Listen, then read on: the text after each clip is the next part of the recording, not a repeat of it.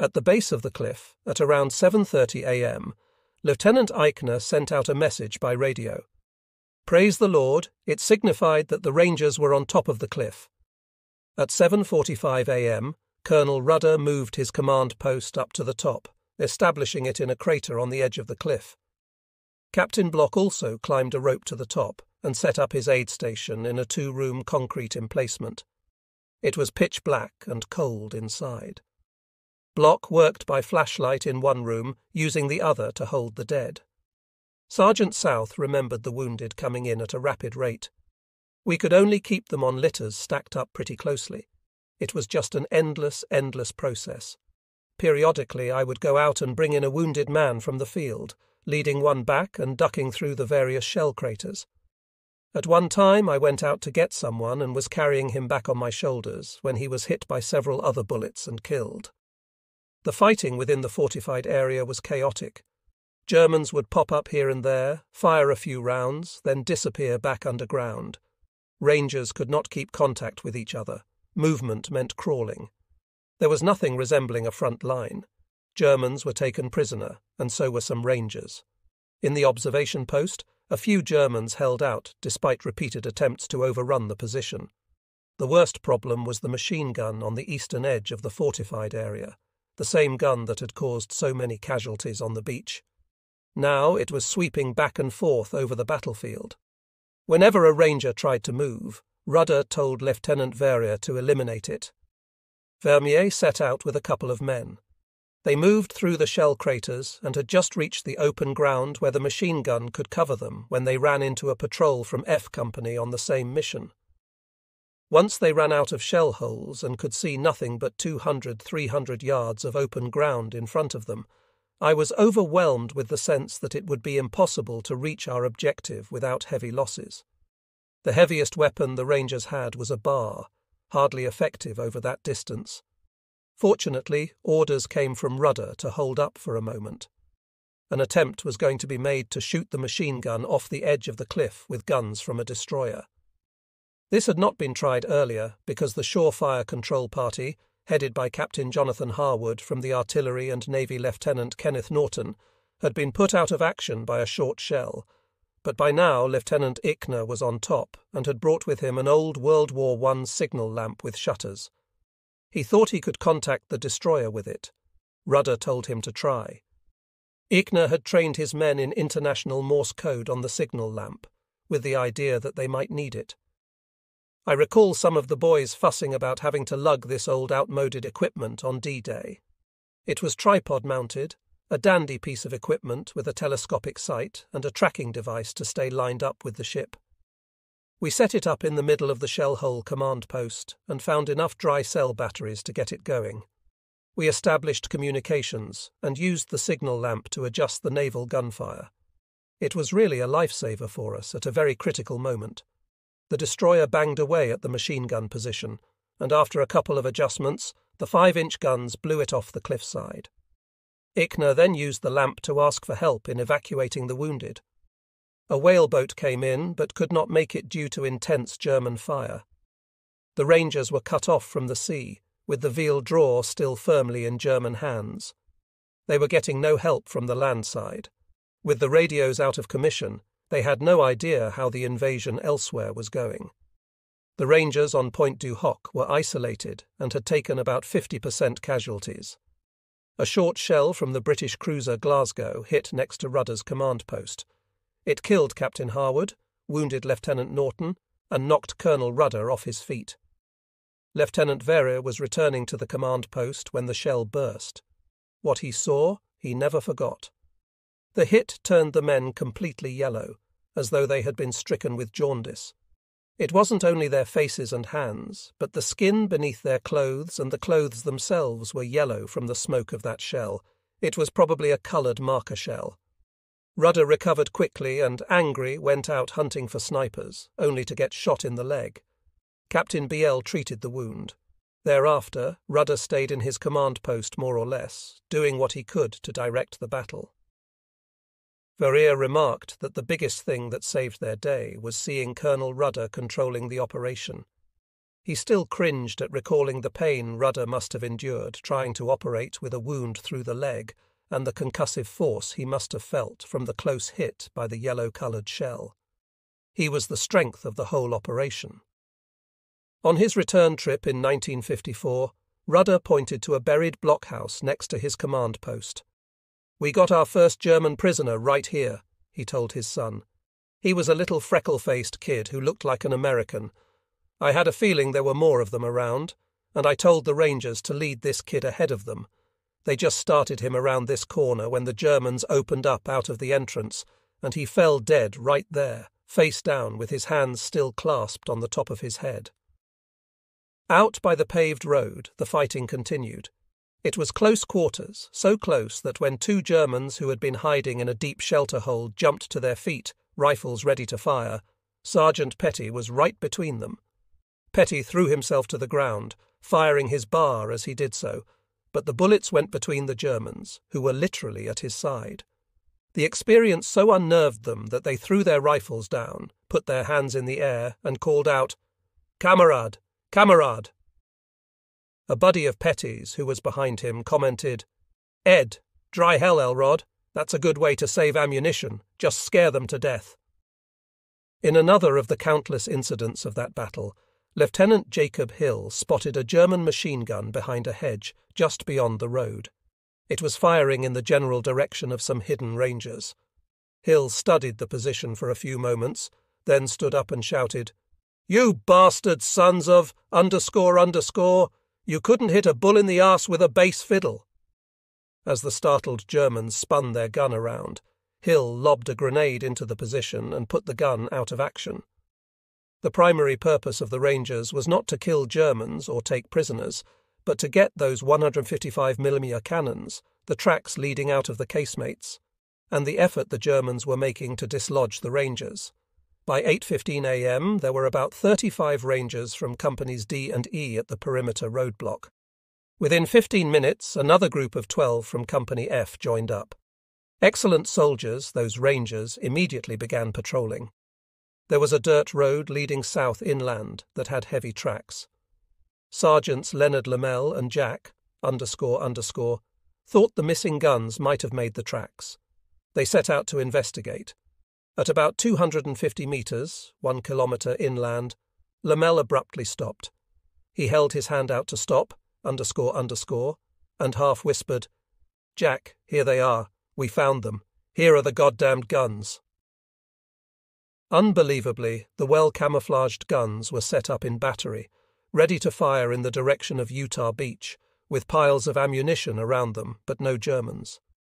Lamel spotted about 100 Germans, 100 metres or so across an open field, apparently forming up. Evidently, they had pulled back during the bombardment for fear of a stray shell setting off the ammunition dump, and were now preparing to man their guns. But they were in no hurry, as until their infantry drove off the Rangers and reoccupied the observation post, they could not fire with any accuracy. Lamel never hesitated. "Give me your grenades, Jack," he said to ... "Cover me, I'm going to fix them." He ran to the guns and set off thermite grenades in the recoil, and traversing mechanisms of 2 of the guns, disabling them. He bashed in the sights of the third gun. "Jack, we've got to get some more thermite grenades," he said. He and ... ran back to the highway, collected all of the thermite grenades from the Rangers in the immediate area, returned to the battery, and disabled the other 3 guns. Meanwhile, Sergeant Frank Rupinski, leading a patrol of his own, had discovered a huge ammunition dump some distance south of the battery. It, too, was unguarded. Using high explosive charges, the Rangers detonated it. A tremendous explosion occurred as the shells and powder charges blew up, showering rocks, sand, leaves, and debris on Lamel and ... Unaware of Rupinski's patrol, Lamel and Bourdieu assumed that a stray shell had hit the ammo dump. They withdrew as quickly as they could and sent word back to Rudder by runner that the guns had been found and destroyed. With that, the Rangers had completed their offensive mission. It was 9:00 a.m. Just that quickly, they were now on the defensive, isolated with nothing heavier than 60mm mortars and BRs to defend themselves. In the afternoon, Rudder had Eichner send a message via his signal lamp and homing pigeon via the destroyer, located at Point du Hoc. Mission accomplished. Need ammunition and reinforcement. Many casualties. An hour later, the destroyer relayed a brief message from General Hubner. No reinforcements available. All Rangers have landed at Omaha. The only reinforcements Rudder's men received in the next 48 hours were 3 paratroopers from the 101st who had been misdropped and who somehow made it through German lines to join the Rangers, and 2 platoons of Rangers from Omaha. The first arrived at 9 p.m. It was a force of 23 men led by Lieutenant Charles Parker. On the afternoon of June 7th, Major Jackstreet brought in a landing craft and took off wounded and prisoners. After putting them aboard an LST, he took the craft to Omaha Beach and rounded up about 20 men from the 5th Ranger Battalion and brought them to Point du Hoc. The Germans were as furious as disturbed hornets. They counterattacked the fortified area throughout the day, again that night, and through the next day. The Rangers were, in fact, under siege. Their situation was desperate, but as Sergeant G. Elder recalled, they stayed calm and beat off every attack. This was due to their rigorous training. For example, Sergeant Bill Stevenson, who had started D-Day morning swaying back and forth on the London Fire Department ladder, was sitting with Sergeant Guy Schoff behind some rock or rubble when Guy started to swear. Bill asked him why. Guy replied, "They are shooting at me." Stevenson asked how he knew. Guy's answer was, "Because they are hitting me." Private Salva Mayon recalled that on D-Day night, one of the boys spotted some cows. He went up and milked one. The milk was bitter, like quinine. The cows had been eating onions.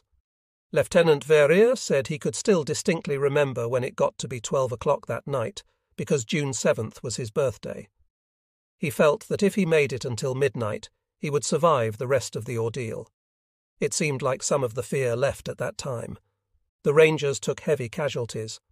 By the end of the battle, only 50 of the more than 200 Rangers who had landed were still capable of fighting, but they never lost Point du Hoc. Later, writers commented that it had all been a waste since the guns had been withdrawn from the fortified area around Point du Hoc. That is wrong. Those guns were in working condition before Sergeant Lamel got to them. They had an abundance of ammunition and were in range. They could have lobbed their huge shells 25,000 meters at the biggest targets in the world, the 50,000+ ships in the Channel, and the thousands of troops and equipment on Utah and Omaha beaches. Lieutenant Eichner was absolutely correct when he concluded his oral history. Had we not been there, we felt quite sure that those guns would have been put into operation, and they would have brought much death and destruction down on our men on the beaches and our ships at sea. But by 9 a.m. on D-Day morning, the big guns had been put out of commission, and the paved highway had been cut, with roadblocks denying its use to the enemy. So by 9 a.m. our mission was accomplished. The Rangers at Point du Hoc were the first American forces on D-Day to accomplish their mission, and we are proud of that. At 8:30 a.m., all landing ceased at Omaha Beach. The men already ashore were going to have to move out, attack German positions, reduce the murderous fire coming in on the beach, secure the high ground, move inland, come down from behind to drive the Germans from their entrenchments around draws, then blow the cement roadblock and clear paths before vehicle traffic could move off the beach and up the draw. The men already ashore would have to do these jobs without land-based artillery support, and without reinforcements of men or supplies. This was the moment Eisenhower had feared above all others. The Americans had a sizable force ashore, about 5,000 fighting men, but because they were now cut off from the sea, they were as much potential hostages as potential offensive threats. This was the moment Rommel had anticipated above all others. His enemy was caught half on, half off, unable to reinforce or withdraw, and unable to advance. Apparently, the defences at the exits from the beach were so strong that the Overlord plan had called for the exits to be open by 7:30 a.m., but at 8:30 a.m. they remained sealed shut and unapproachable. The Americans on the beach had just been through a baptism of fire that was heart-stopping. They were at 50% strength or less, without unit cohesion. They were exhausted, frightened, confused, and wounded. To a watching German, they looked like beaten troops. When the landing stopped at 8:30 a.m., the commander of Widerstands Nest 76, a fortified position near Wiel, reported by phone to the 352nd Division headquarters. At the water's edge, at low tide near Sla and Wiel, the enemy was searching for cover behind the coastal obstacles.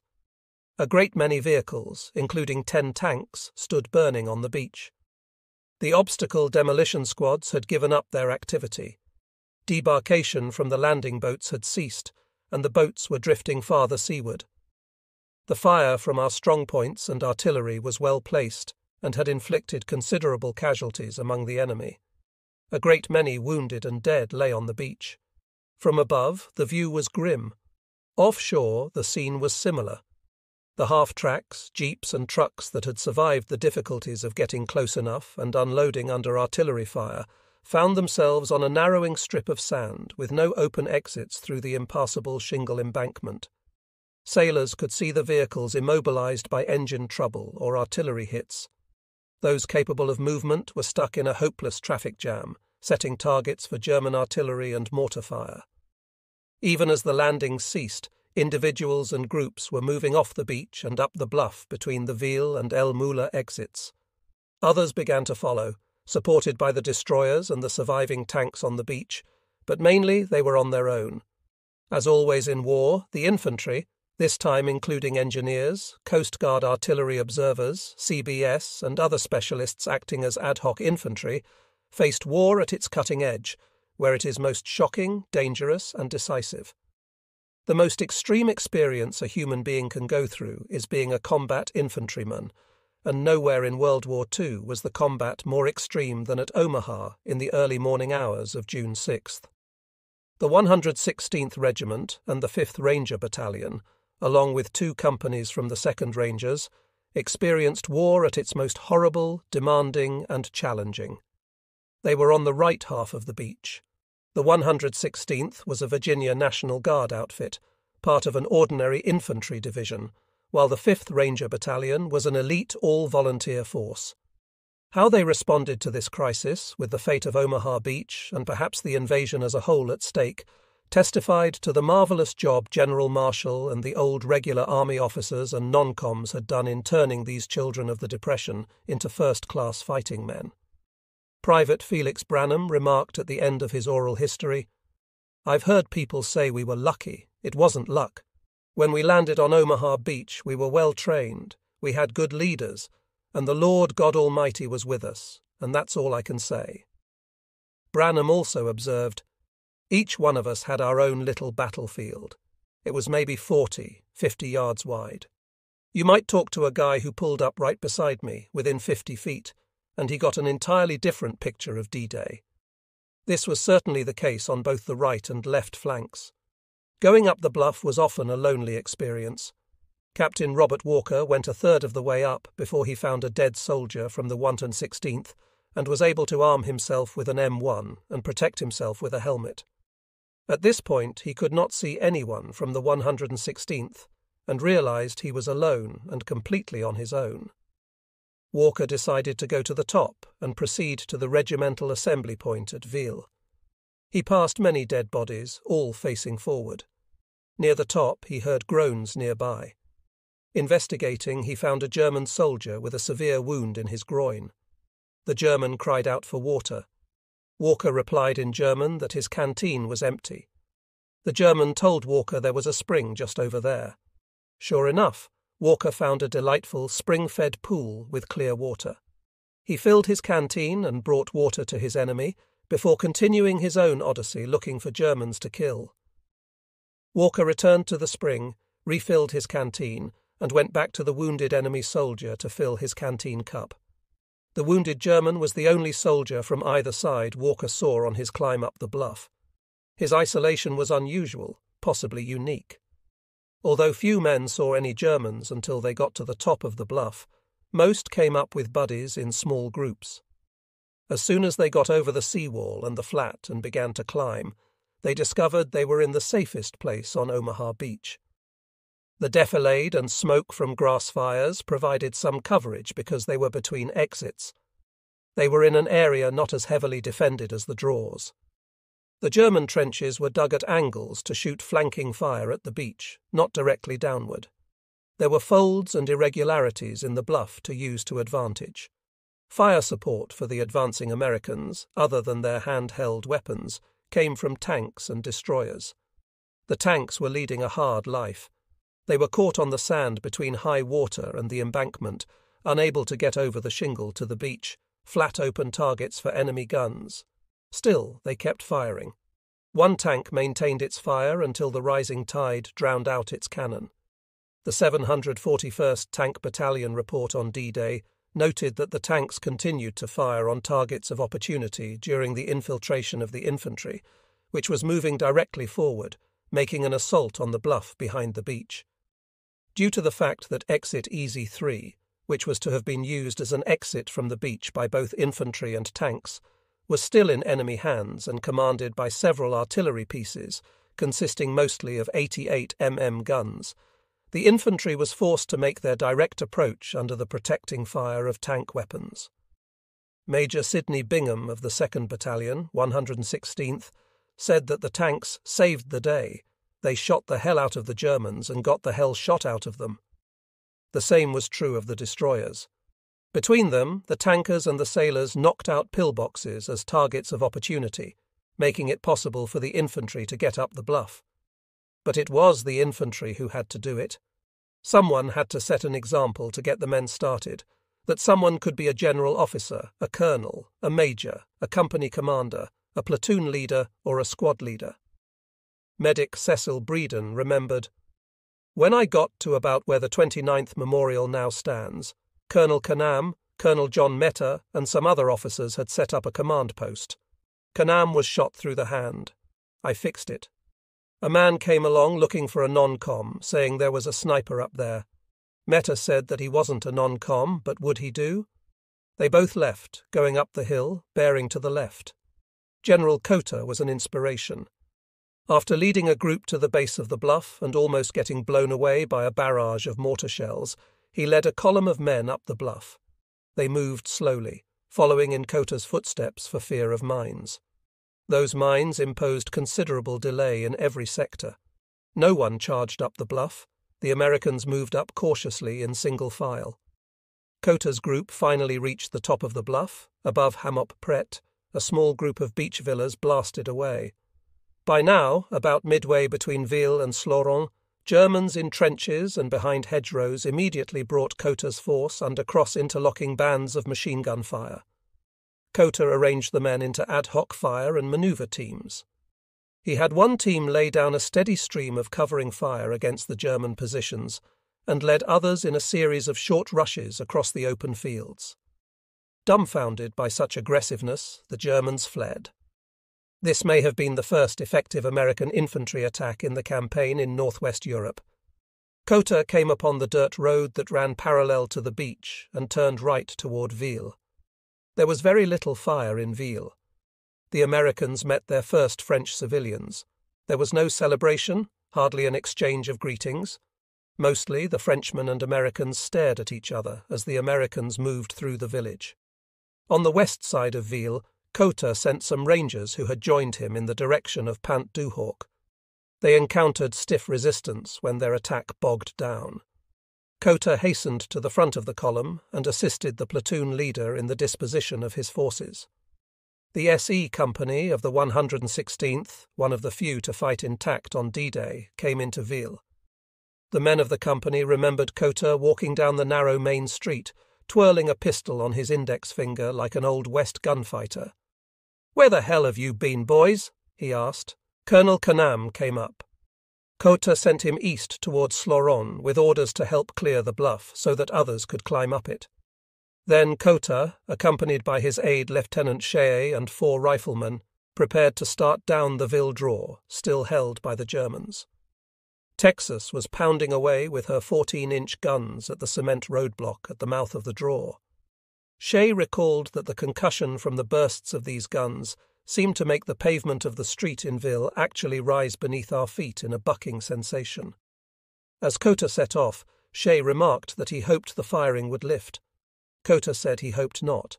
It would force the Germans to keep their heads down, but the firing lifted, and Germans in a fortification on the east side of the draw began firing at Kota's little group. The riflemen responded. 5 Germans, dazed from the bombardment, gave up. Kota ordered them to lead the way through the minefields down the draw. The group made it to the beach. 10 days later, Lieutenant Shay wrote a report of Kota's actions after returning to the beach.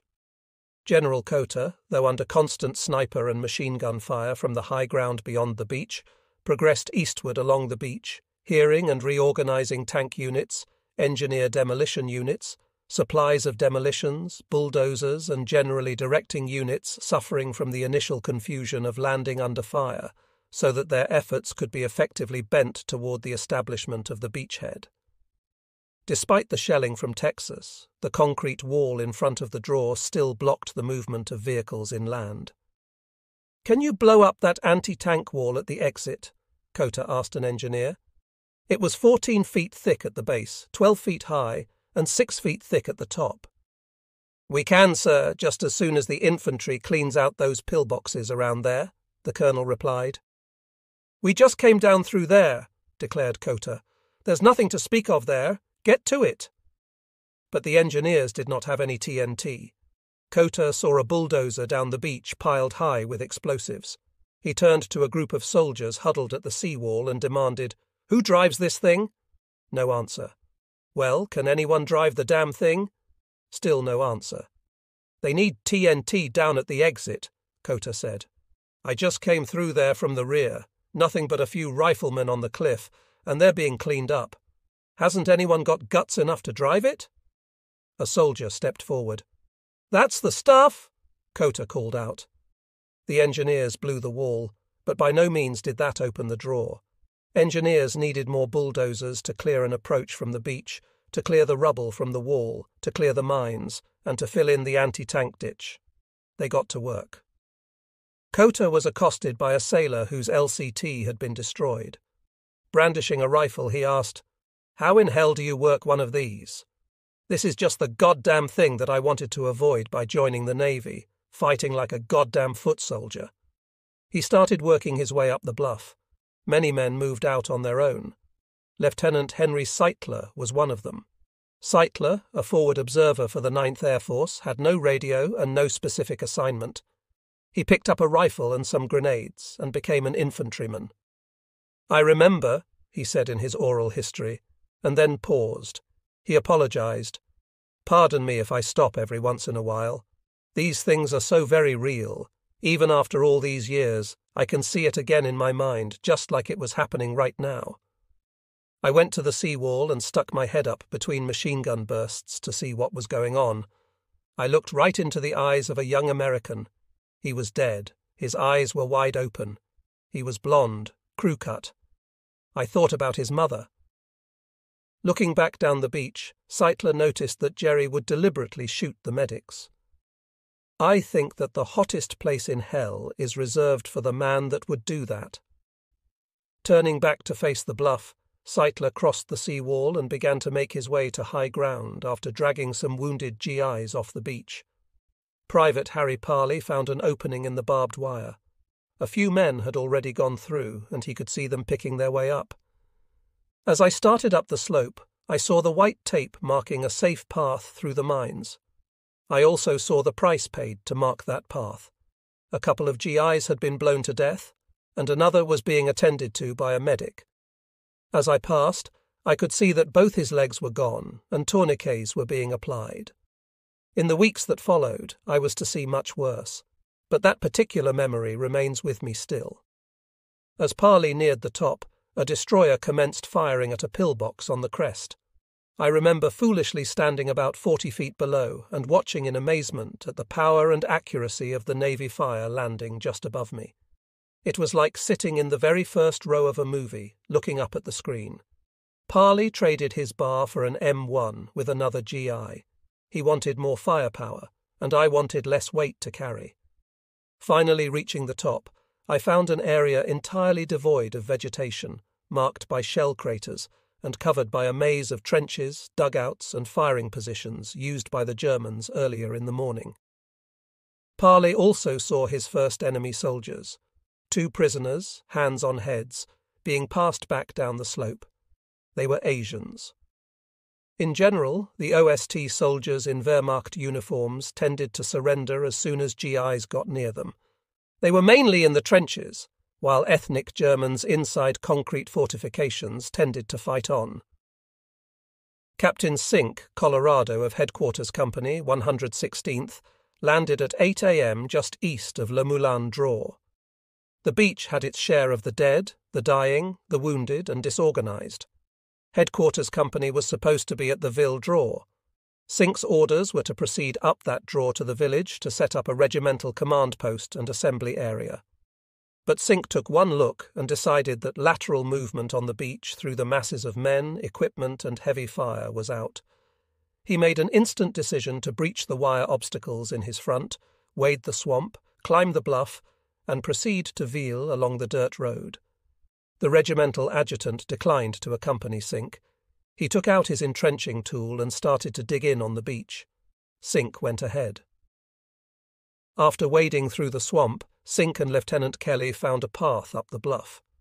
They passed an unoccupied gun emplacement located on a natural shelf about halfway up. Looking back, they could see the men of the company carefully working their way through the breach in the barbed wire and following up the path in single file. Sink and Kelly came out in an open field at the top of the bluff, where they immediately came under small arms fire. Advancing by creeping and crawling for several hundred feet, they reached a spot where it was safe to stand. Looking down the bluff, they were dismayed to discover that only 6 men were still climbing. The others had dropped back to the beach. Sink sent a runner to return to the beach, round up the men, and get them started again. Sink and Kelly drew machine gun fire from St. Leon. They fell back and encountered a group from 3rd Battalion 116th, including the battalion CO, Lieutenant Colonel Lawrence Meeks. It was 10 a.m. Meeks ordered 3rd Battalion to move against S. Leon. Sink's mission was to establish the command post at Ville, so he decided to return to the beach to get his missing men moving. Sergeant Warner Hamlet and some of his buddies from F Company 116th got over the seawall only to be held up at the base of the bluff by machine gun fire from pillboxes. They tried to put them out of action by attaching TNT to long poles, but barbed wire surrounding the pillboxes kept the Americans from getting close enough to insert the explosives. We decided to run between the pillboxes and enter the trenches that connected the boxes. We entered those trenches, slipped behind the pillboxes, and threw grenades into them. After the explosion, we ran into the boxes to kill any survivors. Rows of pillboxes stood between us and the top of the bluff. Slowly, one by one, we advanced. The bravery and gallantry of the soldiers was beyond belief. Hamlet was wounded in the leg and back. When he got to the top of the bluff, Sergeant England told me to go back to the beach and get a medic to tag me so that I could be transported back to a hospital ship. As I painfully walked back to the beach, thousands of parts of bodies lined it. They were floating heads, arms, legs. I realized what being in the first wave was all about. Hamlet concluded his oral history. I was in the hospital in England for 2 months. I was then sent back to the front lines. In all, I saw 7 months of combat and was wounded twice more.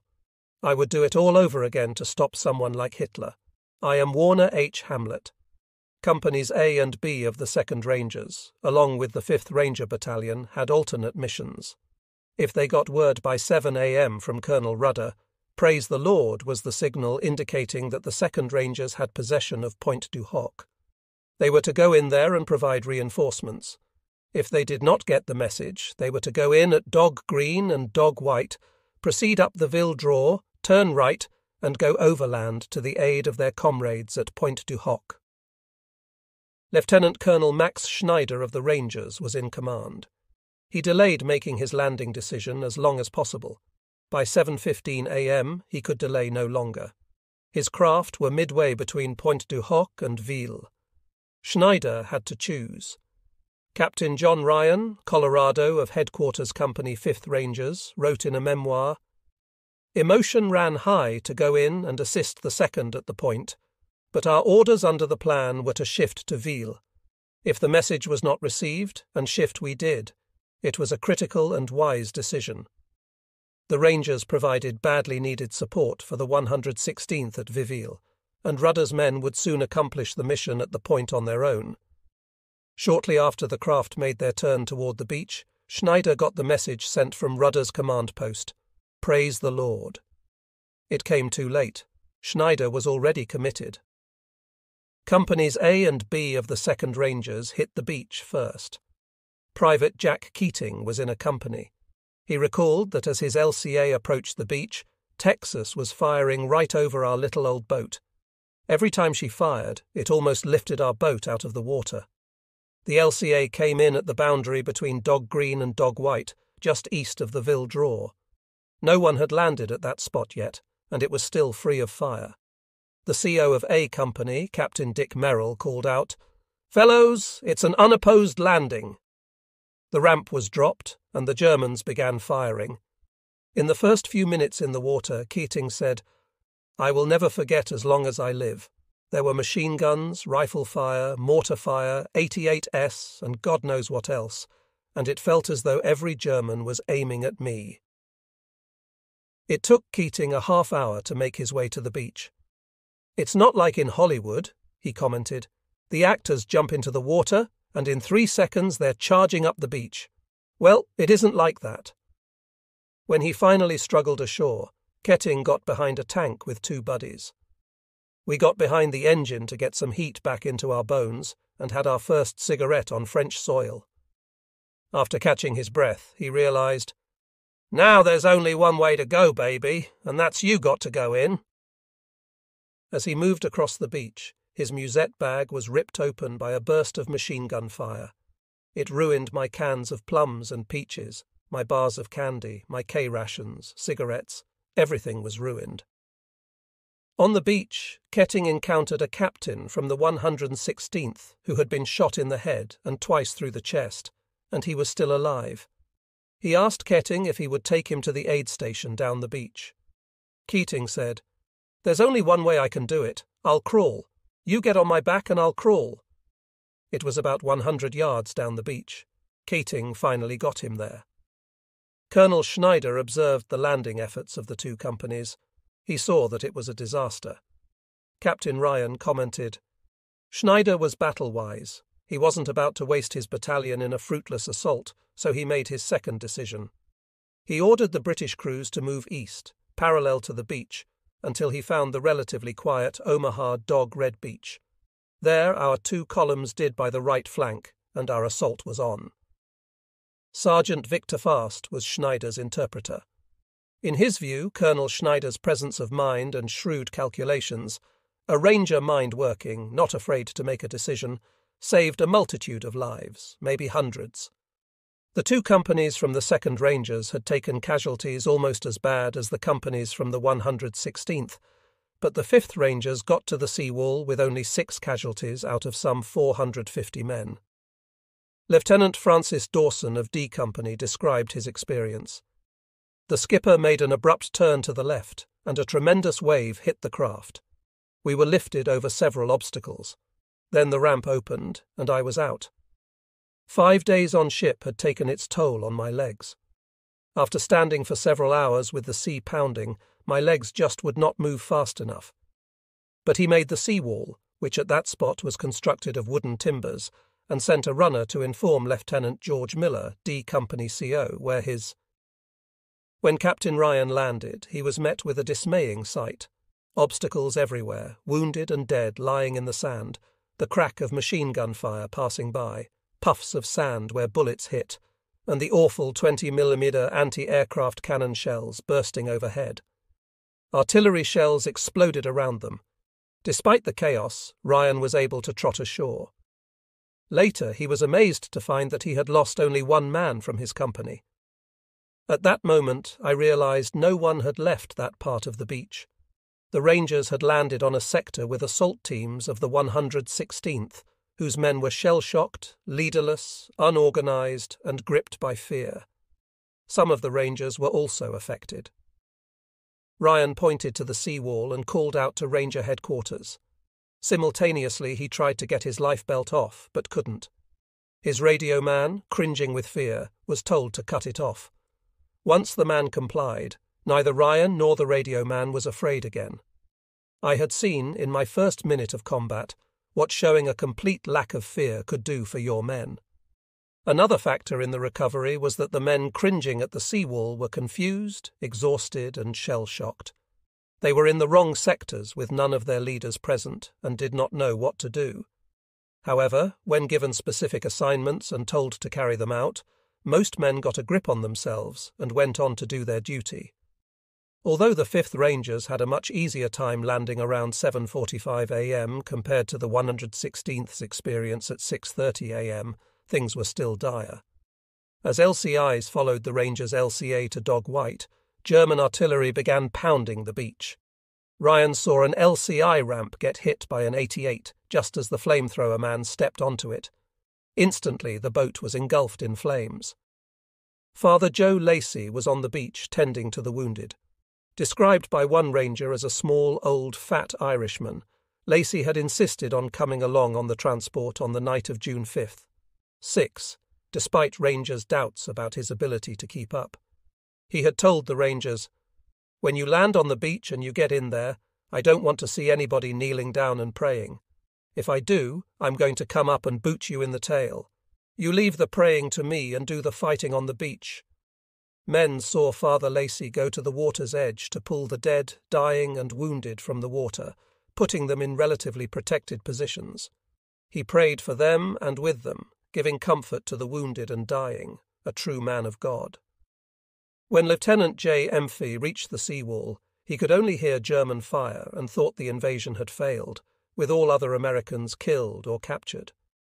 At that moment, Omaha Beach seemed like a military disaster. The grand design of battalions achieving D-Day objectives had collapsed, yet the Rangers were getting organized and to work.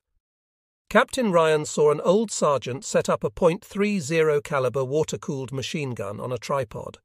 An engineer lieutenant in a green sweater was helping him carry water and ammunition. The sergeant got behind the gun, began traversing, and searching the bluff to our right front. I saw troops from the 116th trying to fight their way up the bluffs. The sergeant fired in support of their advance, while the engineer lieutenant was oblivious to the German fire around him.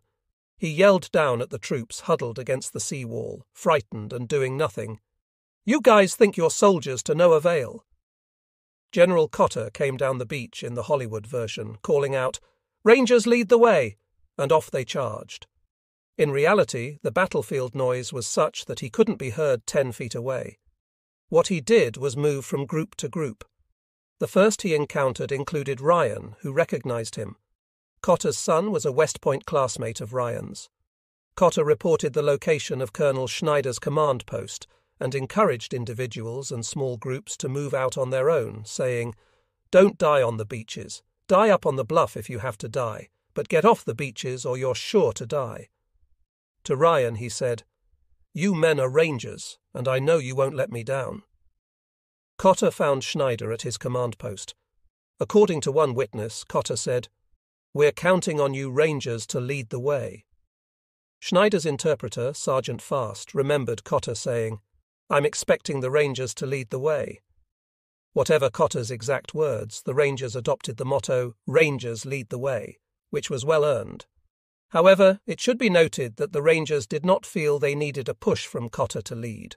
They were already determined. Corporal Gail Becku of B Company, 5th Rangers, recalled that they had practiced storming up bluffs so many times in training that it was just a matter of course.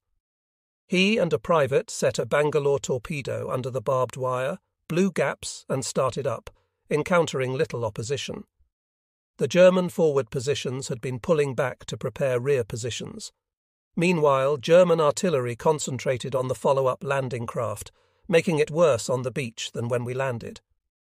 The implication that it took the Rangers to lead the 116th off the beach is somewhat misleading.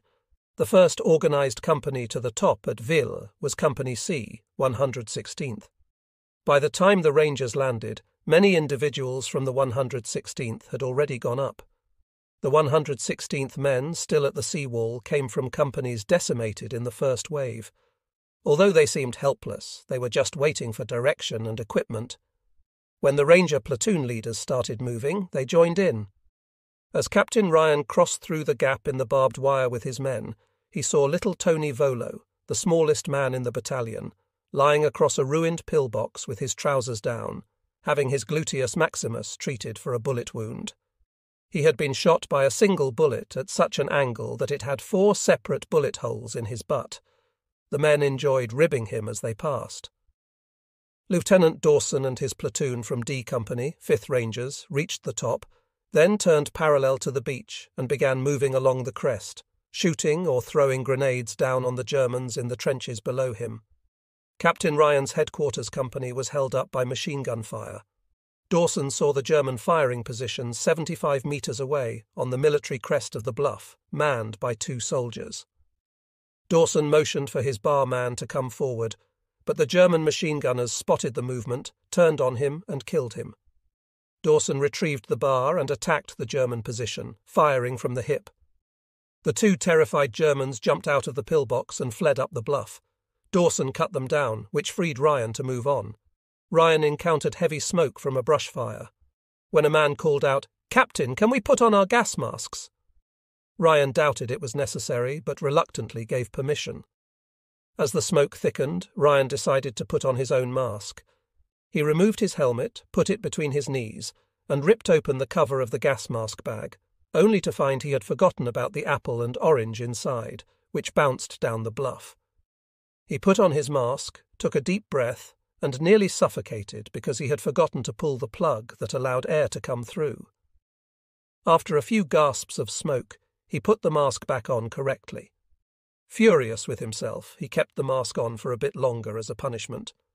Private Carl Wyss in the area heard someone yell gas and put on his mask.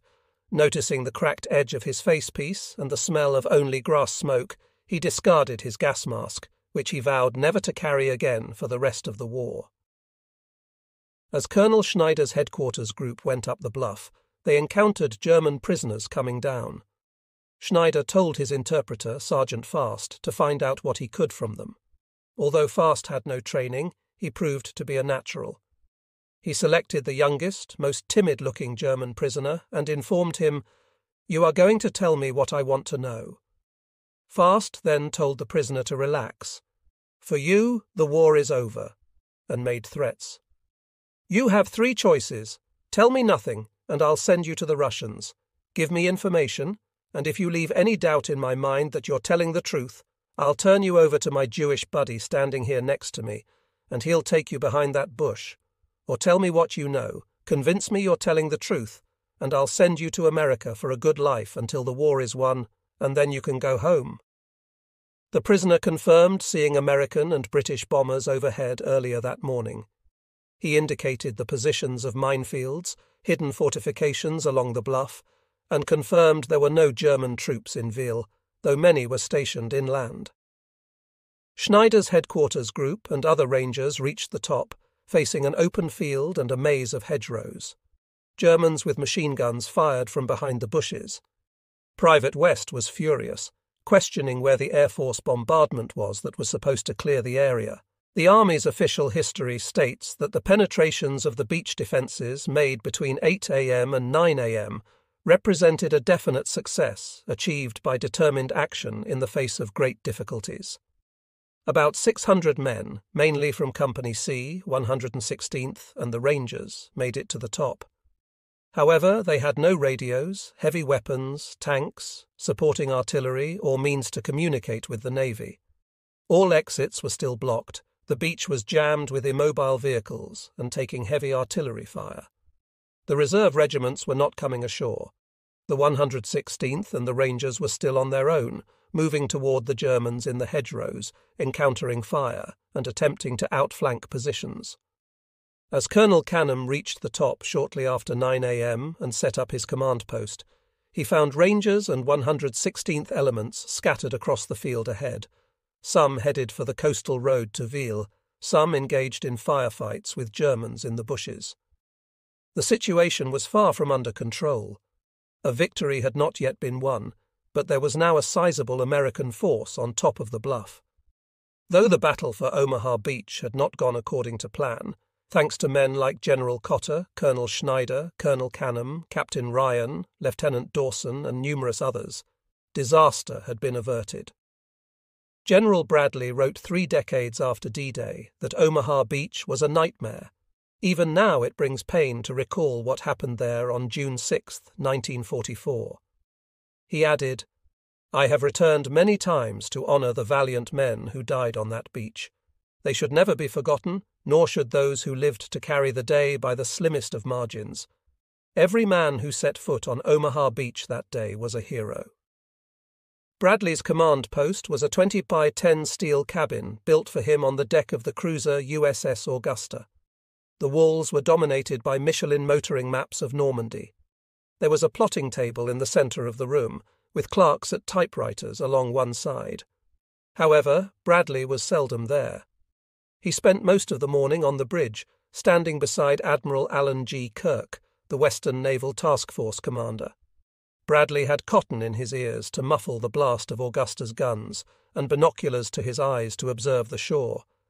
For Bradley, it was a time of grave personal anxiety and frustration. He couldn't see much, except smoke and explosions. He was getting no reports from his immediate subordinate, Major General Leonard T. Jerrow, commander of the 1st and 29th Divisions. There was no news from the beach, only scattered bits of information from landing craft skippers returning to the transport area for another load. They were muttering words like disaster, terrible casualties, and chaos. "I gained the impression," Bradley later wrote, "that our forces had suffered an irreversible catastrophe, that there was little hope we could force the beach." Privately, Bradley considered evacuating the beachhead. "I agonized over the withdrawal decision, praying that our men could hang on." Those were the thoughts of a desperate man faced with 2 apparently hopeless options. At 9:30 a.m., with the tide rushing in to fully cover all the obstacles, and with hundreds of landing craft circling offshore, while the congestion on the beach was still so bad that all landings were still suspended, sending in the follow-up waves as reinforcements according to the planning schedule would only add to the problem. But not sending them in would leave the forces already ashore isolated and vulnerable to a counterattack. Bradley's private thoughts notwithstanding, as for retreat, it would have been impossible to bring the men back, as General Eisenhower flatly and rightly declared. With almost no radios functioning, there was no way to recall the men from the 116th and 16th Regiments and the Rangers who were already, although unknown to Bradley or any other senior officer, making their way up the bluff. The men at the shingle could have been ordered to fall back to the beach for withdrawal, but if they had obeyed, they would have been slaughtered. Omaha Beach was one of the few battlegrounds in history in which the greater danger lay to the rear. In any case, the landing craft ashore were kaput, and those offshore were jammed with men and vehicles. Withdrawal was not an option, nor was the alternative that Bradley played with in his mind, sending follow-up waves to Utah or the British beaches. Not only would that have meant sacrificing the men ashore at Omaha Beach, but it would also have left a gap of some 60 kilometers between Utah and Gold Beaches, which would have jeopardized the invasion as a whole. As head of the U.S. First Army, Bradley had more than 250,000 men under his immediate command, but standing on the bridge of Augusta, he was a helpless observer, desperate for information on the beaches. The plans could be modified or abandoned as circumstances demanded, but on Augusta, Bradley was stuck with the overall strategic plan. On the amphibious command ship USS Ancon, General Jerrow had his command post. For the first 3 hours of the assault, he was as blind as Bradley. He sent the Assistant Chief of Staff of the First Army, Colonel Benjamin Talley, in a DUKW, amphibious vehicle, to cruise offshore and report on the battle. Talley found that even from 500 meters offshore, he couldn't see much. It was obvious that the beaches were jammed, enemy artillery and machine gun fire were effective, and the exits had not been opened. He could not see up the bluff because of the smoke, so he was unaware of the progress of individuals and small units who had managed to reach high ground. Talley was also unaware of the 8:30 a.m. order from the 7th Naval Beach Battalion commander to suspend landings, so he was disturbed by the failure of landing craft to go ashore. At 9:30 a.m., he informed Jerrow that the LCTs were milling around offshore like a stampeded herd of cattle. At 9:45 a.m., Jerrow made his initial report to First Army. It was sketchy and alarming. Obstacles mined, progress slow. 1st Battalion, 116th, reported at 7:48 a.m. being held up by machine gun fire. 2 LCTs knocked out by artillery fire. DD tanks for Fox Green swamped. 5 minutes later, Major General Clarence R. Hubner, commanding the 1st Division, received a radio report from the beach. There are too many vehicles on the beach. Send combat troops. 30 LCTs waiting offshore cannot come in because of shelling. Troops dug in on beaches still under heavy fire. Hubner responded by ordering the 18th Regiment to land at once on Easy Red, but only 1 battalion was loaded in LCVPs. The other 2 had to be transshipped from their LCIs to LCVPs. In any case, the prohibition on further landings was still in effect. Bradley sent his aide, Major Chester Hanson, and Admiral Kirk's gunnery officer, Captain Joseph Wellings, in a torpedo boat to the beach to report. However, all Bradley got back was a message from Hanson. It is difficult to make sense from what is going on. From the general's point of view, disaster loomed, a disaster they could do nothing about. The generals were irrelevant to the battle on Omaha.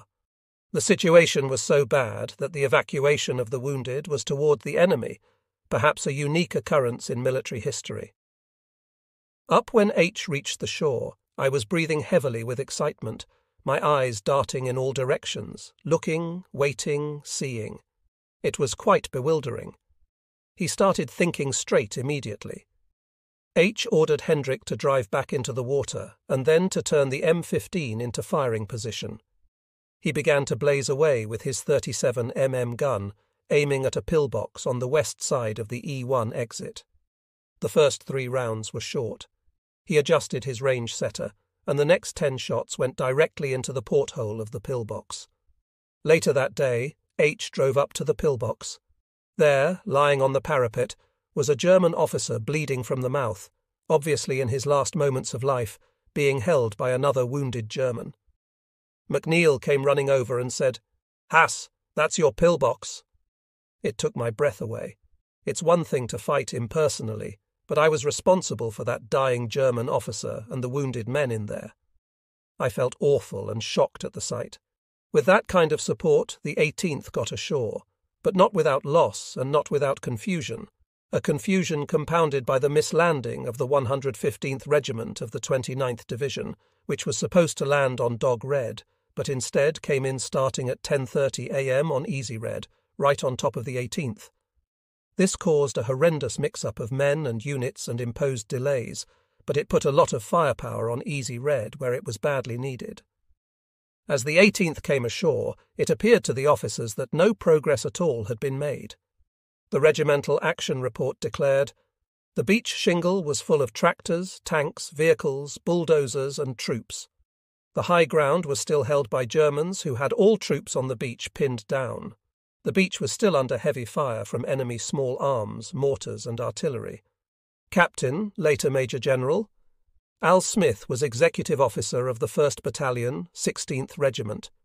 He had landed on Easy Red at 7:45 a.m. About 500 yards offshore, he began to realize they were in trouble. The nearer we got to the beach line, the more certain I was that the landing was a disaster. Dead and wounded from the first waves were everywhere. There was little or no firing from our troops. On the other hand, German machine guns, mortars and 88 mm artillery were laying down some of the heaviest fire I'd ever experienced. About half of Smith's battalion made it to the defilade afforded by the shingle embankment. Smith made contact with Brig, General Willard Wyman, the assistant division commander. Wyman asked if the men were advancing by fire and movement as taught at the infantry school. "Yes, sir," Smith snapped back. "They're firing. We're moving." He followed the path made earlier that morning by Captain Dawson of G Company up the bluff. Near the top, I recall the most pleasant 5-minute break of my military career. With our column at one of its temporary standstills, Captain Hank Hester of Headquarters Company and I moved to the side to sit down and eat apples provided by the ship's mess. We also had time for a wee nip of Scotch whisky, my farewell gift from a little old English lady. Smith set up the battalion CP beside a dirt road. Around this time, a telephone line reached him from regimental headquarters at the base of the bluffs. Colonel George Taylor, commanding officer of the 16th, asked about their situation and what he could do to help. Smith told him they could use tanks, the sooner the better. Taylor promised to do everything possible. It was 11 a.m. Taylor ordered all available tanks into action up the E3 draw. Captain W.M. King got the order and ran along the beach, notifying each tank to proceed to E3 and move up. When he reached the last tank, King found the commander wounded. He took over, backing away from the shingle. King drove east, weaving in and out of the wreckage along the beach. After about 200 meters, he hit a mine that blew the center bogey assembly off and broke the track. He went on foot to the exit, where he found that of the handful of tanks that had started for E3, only 3 had arrived. 2 were knocked out as they tried to force their way up the draw. The 3rd backed off. E3 was not yet open. Private Ray Moon of the 116th reached the top around this time. I looked back at the beach. The view was unforgettable. The beach was a shooting gallery for machine gunners. The scene below reminded me of the Chicago stockyard cattle pens and its slaughterhouse. We could see the men in the water and those huddled along the seawall. There was little movement, and all those below were sitting ducks for any trained marksmen or artillery observers. Mortar fire, artillery shells, and machine gun fire continued to rain down on the beach. At higher headquarters, Easy Red continued to look like a calamity. JRO reported to Bradley, "Situation, beach exits, Easy still critical at 11 a.m. 352nd Infantry Division, German identified." This was the first time Bradley knew his men were up against the 352nd, which had been missed by Allied intelligence. Fighting continued on the beaches, but on the spot things looked better. Colonel Talley of the Forward Information Detachment reported shortly after 11 a.m. Infiltration approximately platoon strength up draw midway between exits E1 and E3. A bit later, men advancing upslope behind Easy Red, men believed ours on Skyline. One of those GIs on the Skyline was Captain Joe Dawson of G Company. How he got there is a story he tells best himself. "On landing, I found total chaos as men and material were literally choking the sandbar just at the water's edge. A minefield lay in and around a path extending to my right and upward to the crest of the bluff. After blowing a gap in the concertina wire, I led my men gingerly over the body of a soldier who had stepped on a mine in seeking to clear the path. I collected my company at the base of the bluff and proceeded onward.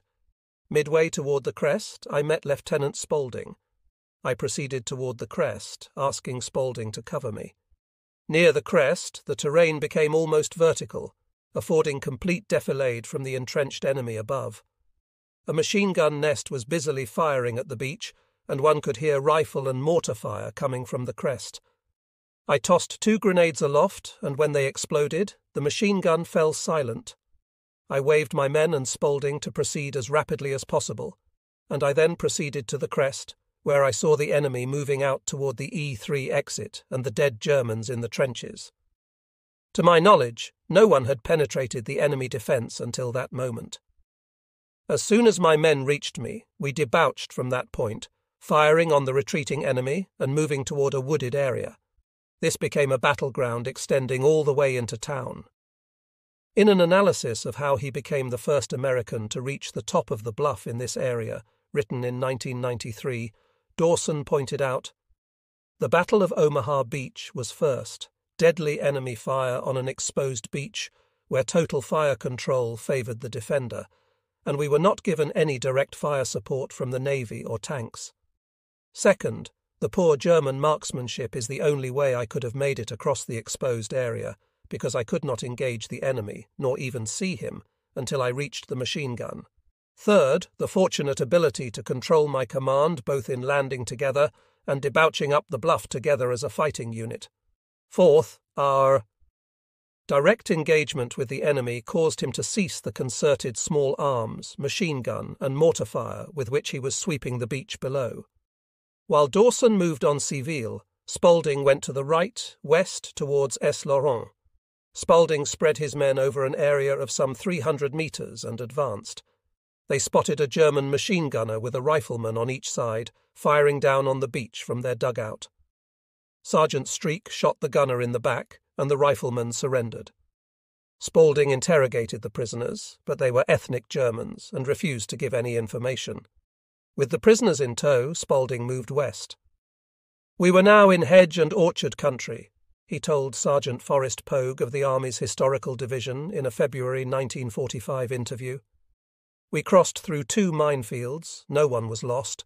We still had an angel on each shoulder." The E Company platoon came upon a fortified position overlooking the E1 draw. Sergeant Kenneth Peterson fired his bazooka into it, but no one came out. Spaulding was about to move on when he spied something suspicious. Sergeant Streak and I went forward to investigate and discovered an underground dugout. Inside, there was an 81 mortar with beautiful range cards, lots of ammunition, and a position for a 75 cannon overlooking the E1 draw. The dugout was made of cement with radios, excellent sleeping facilities, and dogs. We started to drop a grenade in the ventilator, but Strake said, "Hold on a minute," and fired 3 shots down the steps into the dugout. He then yelled in Polish and German for them to come out. 4 men did, bringing out 2 or 3 wounded Germans. From the other side of the draw, Germans began to fire on Spaulding's platoon. The GIs fired back, and American destroyers commenced firing into the draw. It was about 10 a.m. Spaulding started down the line of communication trenches, which led to the cliff overlooking the beach. They were now behind the Germans. "We routed 4 out of a hole and got 13 in the trenches," he recounted. The trench had telemines, hundreds of grenades, and numerous machine guns.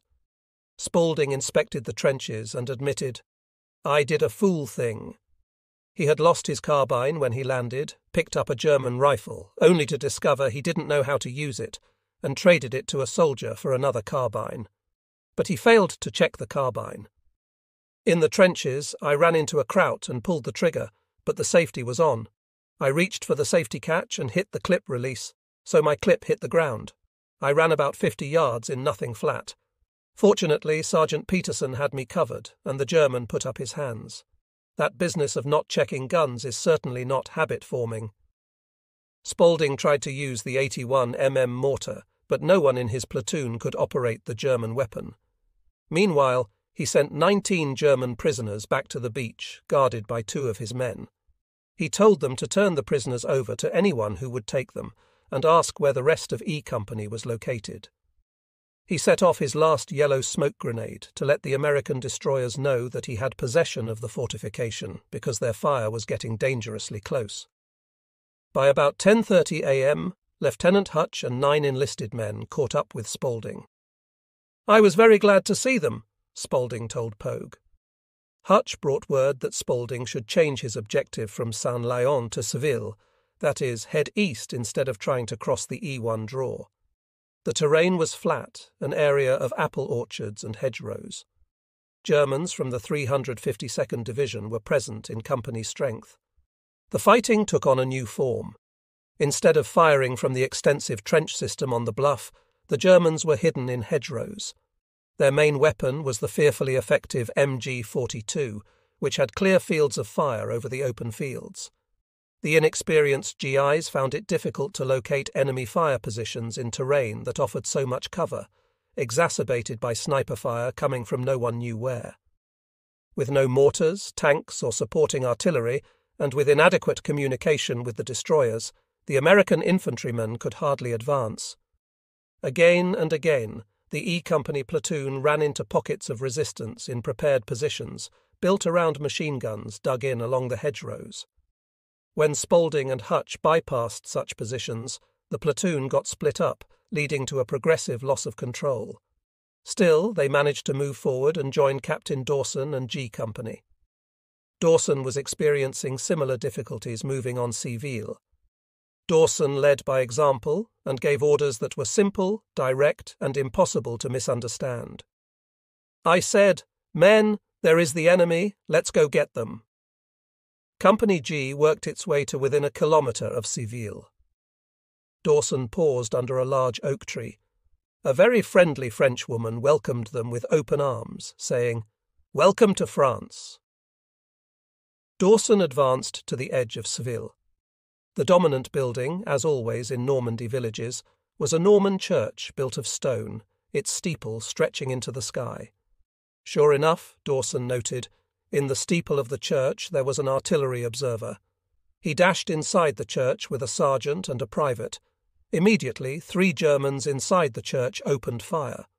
Fortunately, they were not hit by this burst, but as they made their way through the church, the private was killed, shot by the observer in the tower. Dawson turned and secured the tower by eliminating the observer. His sergeant shot the other 2 Germans, thus securing the opposition. As Dawson ran out of the church, a German rifleman shot at him.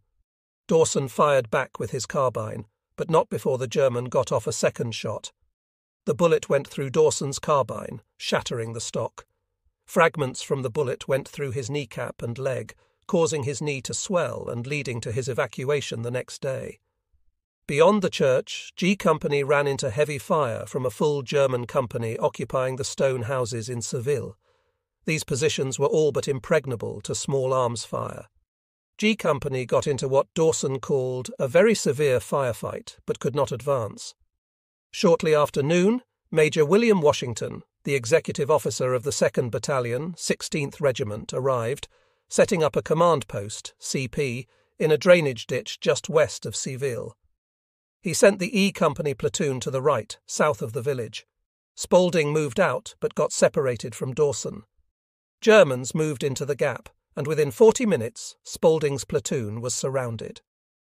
Spaulding realised that instead of attacking, he was being counterattacked. He set up a defensive position in the drainage ditches. Several squads of Germans approached the platoon, but Spaulding's men were able to beat them off. Spaulding saw a runner coming from the battalion CP with a message from Major Washington. The Germans opened fire on the runner, and after he fell, they fired at least 100 rounds of machine gun ammunition into him. It was terrible, but we do the same thing when we want to stop a runner bearing information. Spaulding's platoon spent the remainder of the day in the ditches, fighting a defensive action. By nightfall, Spaulding was down to 6 rounds of carbine ammunition, and most of his men were down to their last clip. The platoon, which had been the first to take prisoners and had eliminated several machine gun posts on the bluff and the Tobruk looking down the E1 draw, had landed with 30 men. By nightfall, 2 had been killed, 7 wounded. 5 men in the platoon were awarded DSCs, personally presented by General Eisenhower. Lieutenant John Spaulding, Kentucky, Sergeant Philip Streak, New Jersey, Private Richard Gallagher, New York, Private George Bowen, Kentucky, and Sergeant Kenneth Peterson, New Jersey. Major Washington dug in, expecting a major German tank counterattack, as he had experienced in Sicily. We spent all night of the first day wrestling 57 mm anti-tank weapons up the cliff with ropes, with jeeps and winches, and everything else. By daylight on June 7th, there had been no counterattack. What Washington saw at first light was astonishing enough. 2 GIs leading 50 German prisoners of war into the American line. The Americans turned out to be privates who had been missed and captured by the Germans. Both American privates were of Polish extraction, and the German soldiers were Polish conscripts. When darkness fell, the GIs persuaded their captors to hide out in the bushes and surrender at first light. Washington had a personal piece of good luck when war correspondent Dan Whitehead asked him how he got across the beach safely. Washington relates, "I don't know what I told him, but it sounded good in print. He wrote that I said it was my wife's prayers that carried me across the beach, so that went over good back home." Casualties in the Easy Red sector were awful. In F Company, 16th Regiment, every officer and more than half the NCOs were down by the end of the day. The losses in the other, The platoon of E Company faced intense fighting.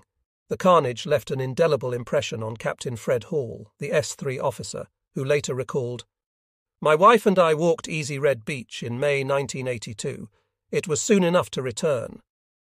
Spaulding continued to fight throughout the campaign in northwest Europe, providing inspired leadership.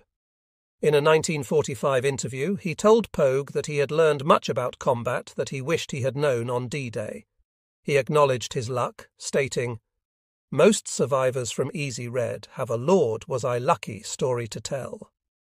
Sergeant John Ellery recounted a harrowing experience during the fighting outside Seville. "I was about to climb through a break in the hedgerow when my ID bracelet on my right wrist got hung up on a sturdy piece of brush. I slid back down, broke off the branch, and got loose. Meanwhile, a fellow from another company passed by me and went over. As his head cleared the top of the hedgerow, he took a round right in the face and fell back on top of me, dead." Ellery later sought out the sniper. "I evened the score. It was a clean shot, the only one I fired on D-Day." Afterward, Ellery found himself hungry and reached for an apple in his musette bag, only to discover it had turned to applesauce. He settled for a K ration, which he enjoyed so much he had another, thinking, "I wasn't likely to outlast my supply of rations, so there was no point in going hungry." By noon, Easy Red Beach was still far from safe. While machine gun fire had lessened between E3 and E1 thanks to the efforts of a platoon that had eliminated pillboxes, mortar and artillery fire continued to pour down. The bombardment was less accurate due to forward observation posts being overrun or destroyed, but it was greater in volume. Reinforcements from the 115th Regiment were coming ashore.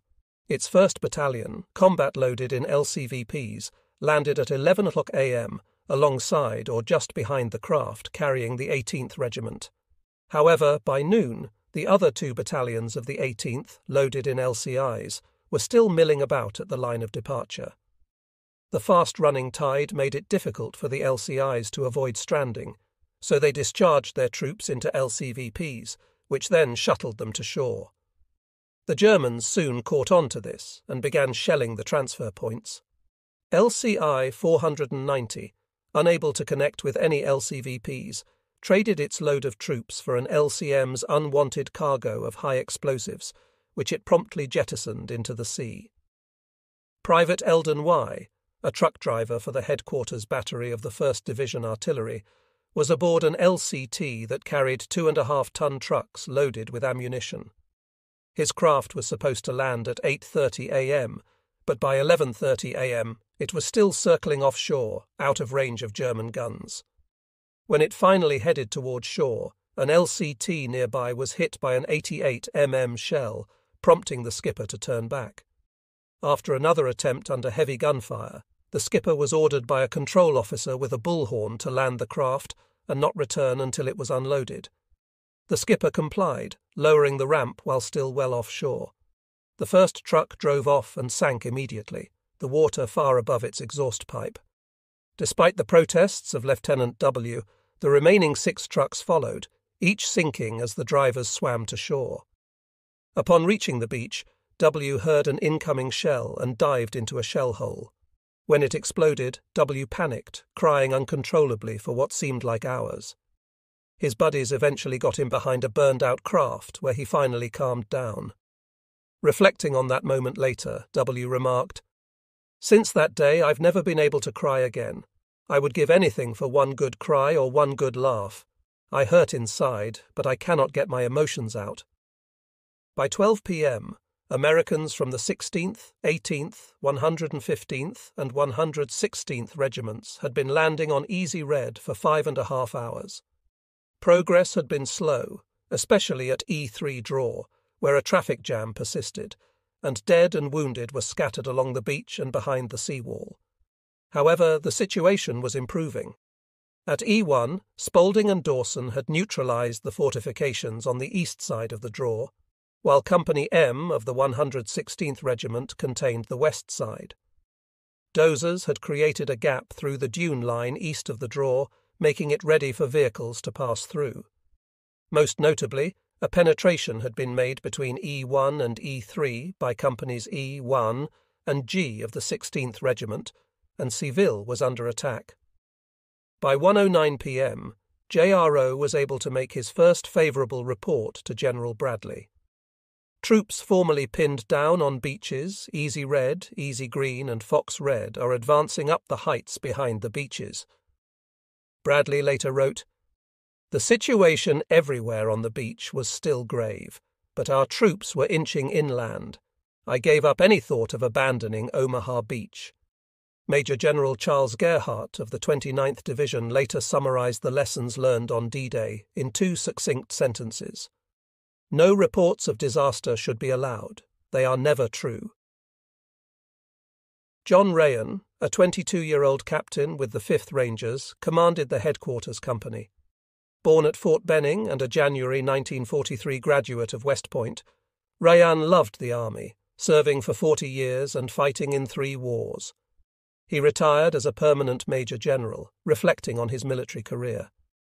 "I wouldn't change a single day of my military life. There were bad days, all right, but they made the good days better." On June 6, 1944, within minutes of entering combat for the first time, Rayan learned a crucial lesson. Giving a frightened man something specific to do would work wonders for his nerves. Later that morning, upon reaching the top of the bluff at Seville, he learned another lesson. Don't trust intelligence, and don't make assumptions about terrain until you've seen it with your own eyes.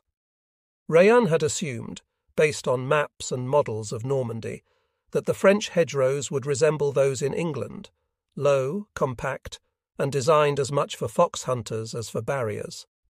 However, as soon as they reached the crest of the beach, he realized French hedgerows were vastly different. In France, hedgerows were mounds of dirt 6 to 12 feet high, topped with thick hedges and roots that dug deep into the earth.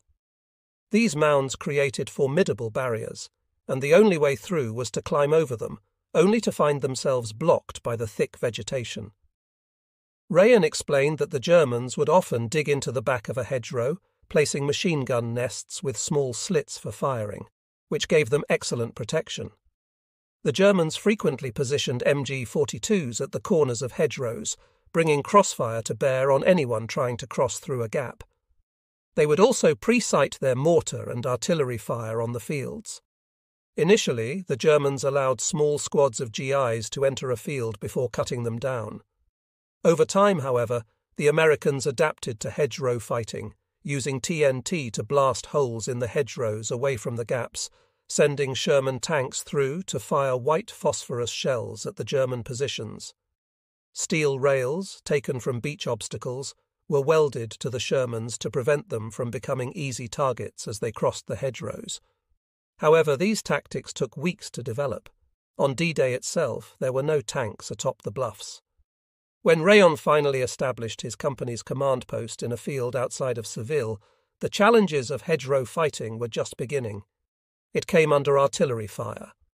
He quickly learned another lesson. After 5 minutes under artillery fire, you learned when to duck and when you didn't need to. You could tell from the sound of the incoming rounds where they were going to hit. If they were going to hit 50 yards away, it was too much trouble to hit the dirt. You just stayed up and kept moving. Of course, if they were coming in a little closer than that, you hit the dirt and prayed. The objective of the 5th Ranger Battalion was Pointe du Hoc. That meant moving through Ville and west along the coastal road. Colonel Schneider, always quick to make a decision based on what he was seeing, even when it meant abandoning the plan, sent a patrol from Rayan's company to the left, east, to link up with patrols coming up the Loulan Draw.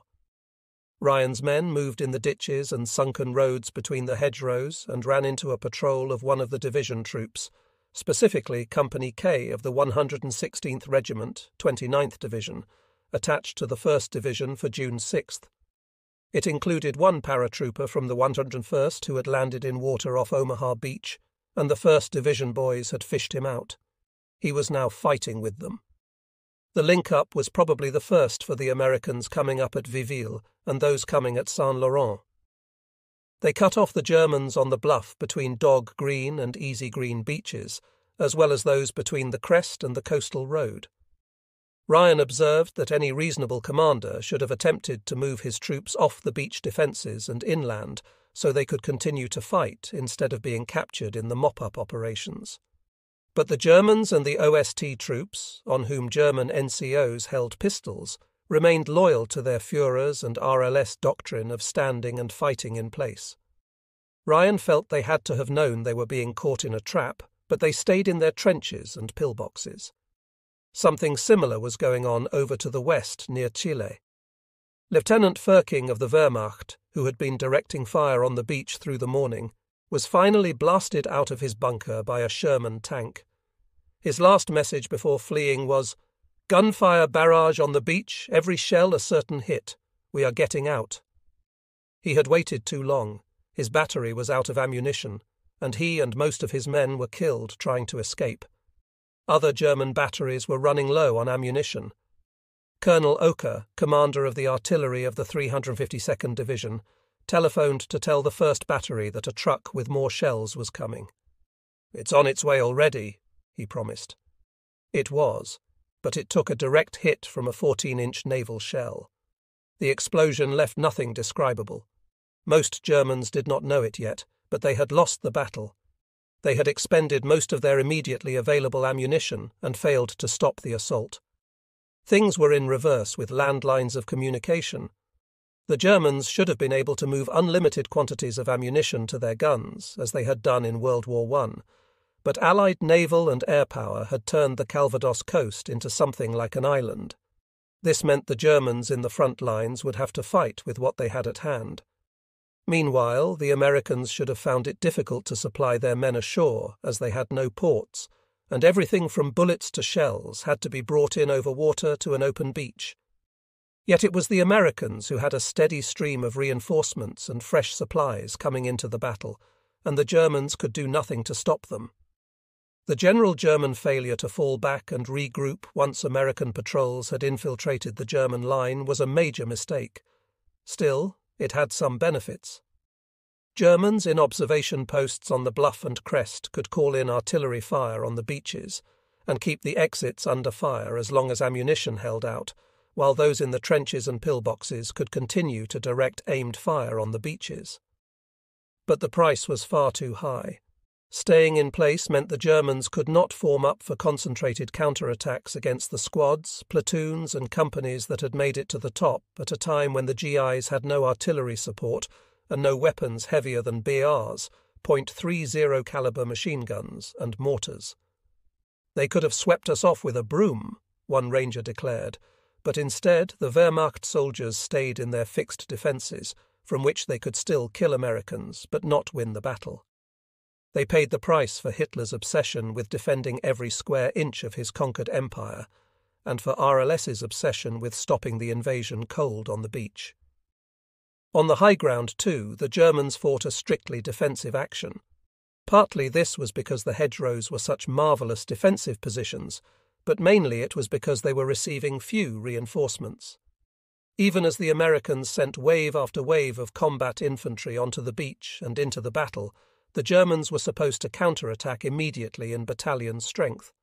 However, because they were confused with their senior commanders absent, because they had their troops scattered in platoon strength in the small villages of Normandy, and because it took time to assemble them, since they were still a horse-drawn army for the most part, they could not mount an effective response. The Allied air forces, which had done so little to help the infantry on the beach, did an outstanding job of strafing and bombing bridges, crossroads and assembly points inland all through D-Day, thus hampering German movement. The Germans were unable to launch even one company-strength counterattack at Omaha Beach on D-Day. They fought effectively, inflicting casualties and, for the most part, holding their hedgerows, but they prevented the Americans from getting inland more than a couple of kilometres, far short of their intended D-Day objectives. They fought isolated, confused, small-unit actions designed to delay, harass, and hold, rather than to drive the Americans off the high ground.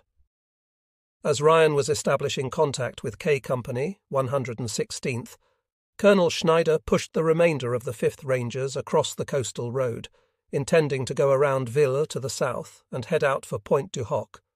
But the leading companies were held up by machine guns firing from hedgerows south of the road.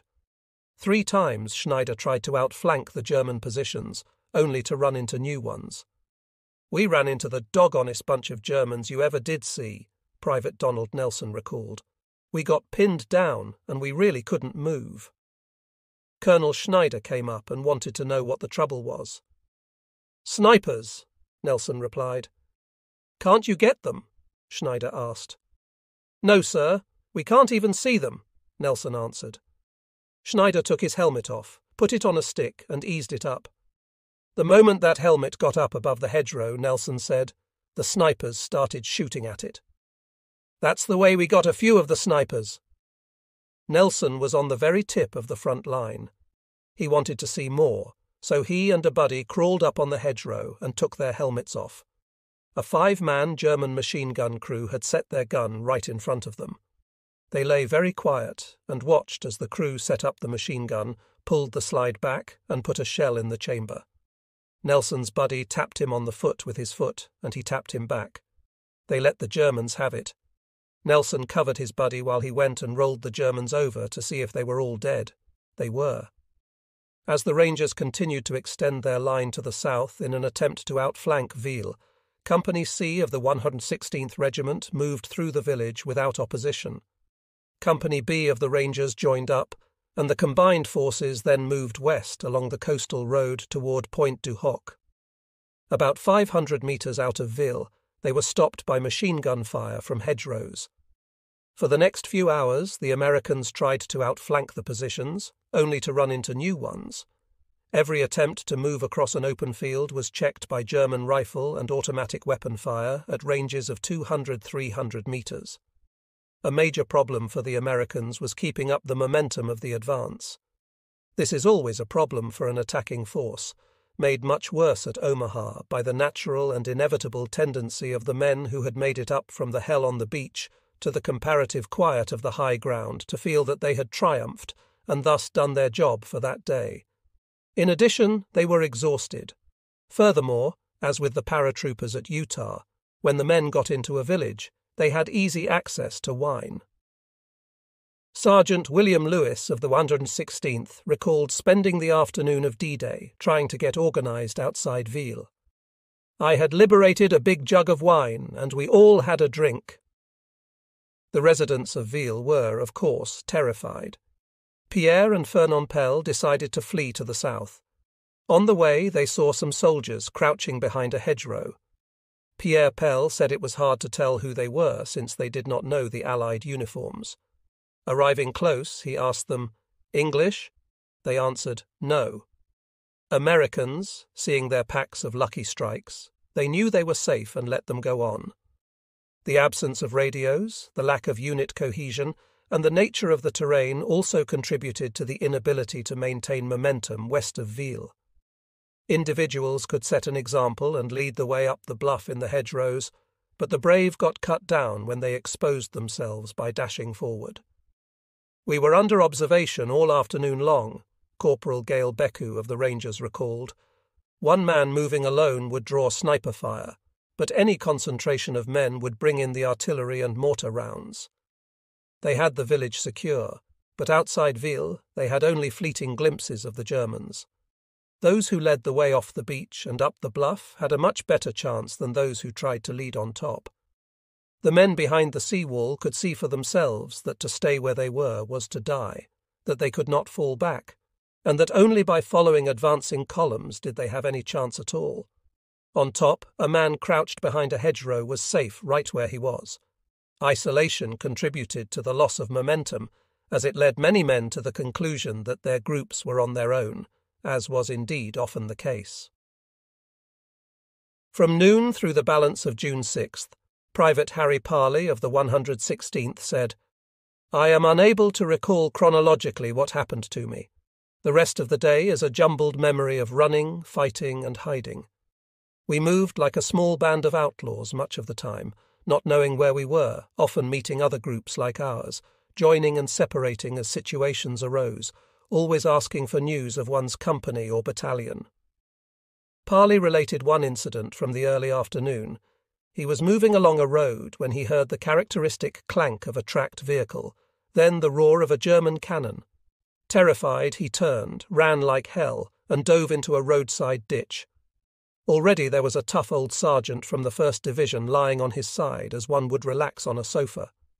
Parley screamed at him, "It's a tank! What the hell do we do now?" The sergeant, a veteran of North Africa and Sicily, stared calmly at Parley for a few seconds, poker-faced, and said, "Relax, kid. Maybe it will go away." Sure enough, it did.